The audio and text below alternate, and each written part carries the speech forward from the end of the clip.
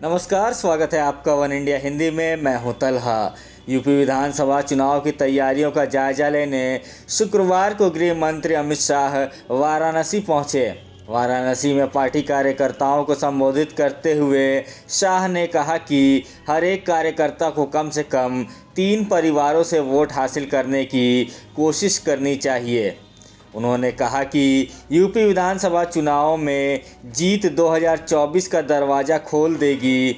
वाराणसी दौरे पर पहुंचे अमित शाह के साथ सीएम योगी आदित्यनाथ ने भी मंच साझा किया और पार्टी के कार्यकर्ताओं और वाराणसी के नेताओं को संबोधित किया। पार्टी कार्यकर्ताओं को जीत का मंत्र देते हुए शाह ने कहा कि हर एक कार्यकर्ता को बूथ स्तरीय अभियानों को मजबूत करने की ज़रूरत है और इसके लिए बूथ समितियों का गठन किया जाना चाहिए। अमित शाह ने अपने कार्यक्रम में एसपी को यूपी में मुख्य प्रतिद्वंदी माना।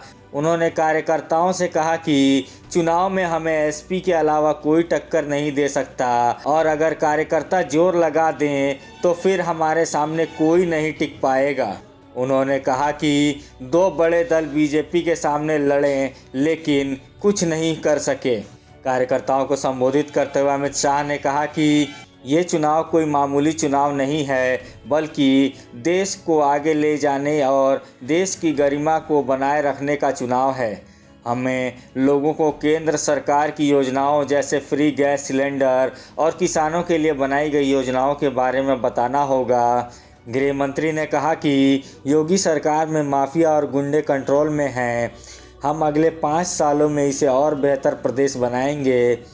यूपी की जीत 2024 की जीत के दरवाजे खोलेगी। उन्होंने कार्यकर्ताओं से घर घर जाकर एसपी और बीएसपी के समय प्रदेश में गुंडा राज और भ्रष्टाचार के बारे में बताने के लिए भी कहा। इस खबर में फ़िलहाल इतना ही। देश और दुनिया के ताज़ा तरीन अपडेट्स के लिए बने रहिए वन इंडिया हिंदी के साथ।